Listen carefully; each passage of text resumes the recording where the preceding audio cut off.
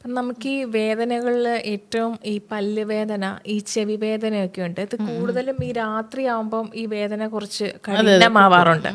അപ്പം പെട്ടെന്ന് നമുക്ക് രാത്രി മരുന്നുകൾ ഉണ്ടാവില്ല, പെട്ടെന്നൊക്കെ ചികിത്സിക്കാനുള്ള ഒരു കാര്യങ്ങളും ഉണ്ടാവില്ല.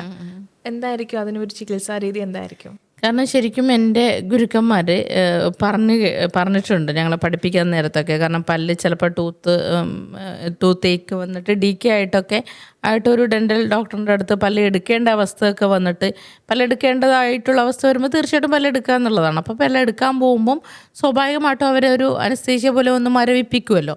അപ്പോൾ ആ മരവിപ്പിക്കാൻ നേരത്ത് എൻ്റെ ഒരു ടീച്ചർ ഇപ്പോൾ നമ്മളെ വിട്ട് പിരിഞ്ഞു. അപ്പോൾ ആ ടീച്ചർ പറഞ്ഞു നിങ്ങൾ മരവിപ്പിക്കണ്ട, നിങ്ങൾ ഈ പല്ലെടുത്തോളൂ, കുഴപ്പമില്ല, ഞാനിവിടെ ഒരു അക്യുപഞ്ചറിസ്റ്റാണ്, ഞാൻ അക്യുപ്രഷർ ചെയ്തോളാം എന്ന് പറഞ്ഞിട്ട് നമ്മളുടെ ഈ ഒരു പോയിന്റ്, ഇതൊരു അനസ്തേഷ്യ പോയിന്റാണ് ആക്ച്വലി.